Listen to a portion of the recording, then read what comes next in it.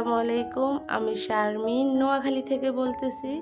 দেশ এবং দেশের বাইরে যে যেখান থেকে আমার এই ভিডিওটি দেখেছেন, আশা করি সবাই ভালো আছেন, সুস্থ আছেন। আলহামদুলিল্লাহ আমরাও ভালো আছি। তো আজকে আপনাদের সাথে শেয়ার করব শুধু কি নোয়াখালীর মানুষে চায়ের মধ্যে কি বিস্কিট চুবিয়ে খায় নাকি আপনারাও খেয়ে থাকেন? অবশ্যই কমেন্ট করে জানাবেন। শুধু কেন নোয়াখালীর নাম উঠেছে, তো সেটাই আজকে তোমাদের সাথে আর কি শেয়ার করব।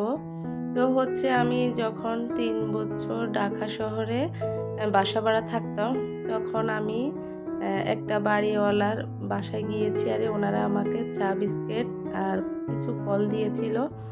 তো আমি বিস্কিট খেয়েছি, তারপরে হচ্ছে পানি খেয়েছি, তারপরে আমি চাটা মুখে দিয়েছি। তখন আপুটা মানে হেসে উঠে বলল যে, নোয়াখালীর মানুষ তো মানে চা বিস্কিট দিলেই বিস্কিটটাকে চায়ের মধ্যে চুবিয়ে খেতে শুরু করে। তো পরে আমি ভাবলাম যে কই না, আমরা তো খাই মাঝে, মাঝে একদম যে চায়ের মধ্যে চুবিয়ে খাবো সেটা তো না।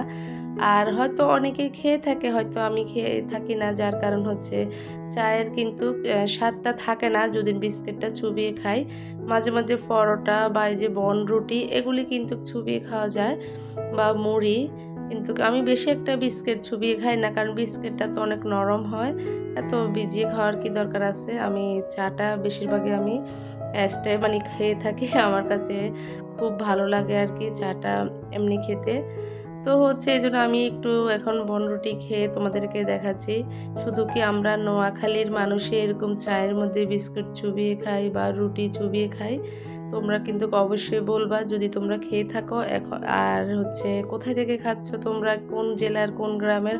অবশ্যই কমেন্টে কিন্তু বলতে হবে যে, আপু না আমরা এই জেলার, এই গ্রামের, আমরাও এভাবে চায়ের মধ্যে বিস্কিট চুবিয়ে খাই। কেন জানি নোয়াখালীর নাম উঠেছে। তো যাই হোক, এইজন্য আরকি একটু তোমাদের সাথে শেয়ার করলাম আরকি। তো বাবার বাড়িতে যেহেতু একদিনের জন্য গিয়েছি, সেটাও আজকে একটু শেয়ার করব। তো পরের দিন কিন্তু সকালে চলে আসার কথা, তোমরা আগের ভিডিওতে দেখেছো। তো বাচ্চাদেরও কিন্তু মন ভরে নেয় একটি রাত্রে, বিকেলে চলে আসতে বলে বাচ্চারা যে, না আম্মু আমরা বিকেলে যাব। আর হচ্ছে মা তো মানে ধরে রাখতেছে, আজকে যাইস না, আরো ২-৩ দিন থাক। পরে বলতেছে তাহলে বিকেলে যাইস। যেহেতু আমি বোরকা পরে মানে বের হয়ে গিয়েছি, আমরা চলে আসব। তো হচ্ছে এটা পরে ডিসিশন আরকি নিলাম আরকি যে না থাক, বাচ্চারা যেহেতু বলতেছে। তো মা শর্টকাট এই যে ২ কেজি এখানে মহিষের মাংস আর ফ্রিজে কিছু এই যে কোরবানির বড়, বড় হাড্ডি ছিল, ওগুলি দিয়ে কিন্তু মুগ ডাল দিয়ে রান্না করছে। আর এসব হাড্ডি মাংস রান্না করলে কিন্তু প্রেশার কুকারে ইজি মানে সিদ্ধ হয়ে যায়, রান্নাটাও হয়ে যায়। তো আমরা ২ বোনে কিন্তু মানে বোরকা পরে বের হইছি। তো আবার মার রিকোয়েস্টে আর বাচ্চাদের দিকে তাকিয়ে কিন্তু আবার ঘরে ঢুকলাম, আবার থাকলাম আরকি। তো শর্টকাট এই যে প্রেশার কুকারে কিন্তু এই যে মাংস রান্না করছে। আর তোমাদের যাদের কিন্তু অ্যালার্জি সমস্যা আছে, কিন্তু গরুর গোশত মানে খেতে পারতেছো না, তোমরা কিন্তু চাইলে মহিষের মাংসটা খেতে পারো। এটাতে কোনো অ্যালার্জি নাই। আর হচ্ছে স্বাদও গরুর গোশতের মতোই স্বাদ আছে। তো এইজন্য আমরা কিন্তু এখন এই কয়েক বছর মহিষের মাংসই খেয়ে থাকি। যেহেতু আমার বড় বোনের বাচ্চাদের ওর প্রচুর অ্যালার্জি। তো অ্যালার্জির কারণে এরা কিন্তু কোরবানও দিয়ে থাকে মহিষে। আর এই যে ২ কেজি মহিষের মাংস নিয়ে আসছে। যেহেতু কোরবানির মাংস কিন্তু নাই, শুধু হাড্ডি ছিল। তো এই ২ কেজি মহিষের মাংস নিয়ে এসে রান্না করলাম একদম শর্টকাটে, যেহেতু আবার আমরা বিকেলে চলে যাব। তো এই যে বাচ্চাদেরকে খেতে দিলাম, ওরা কিন্তু অনেক খুশি নানার বাড়িতে। আর এই যে প্রেশার কুকারে রান্না করলেই বললাম না অনেক তাড়াতাড়ি সিদ্ধ হয়ে যায়, খাবারও অনেক মজা হয়। এই আরকি। তো রান্নাবান্না করে নিলাম। তো সবাই খাচ্ছে, খাওয়ার পরে কিন্তু এখন আমার খাওয়ার পালা। তো আমি শুধু এই যে মহিষের মাংস দিয়েই খেয়েছি, আমি মুগ ডাল আর নিই নাই।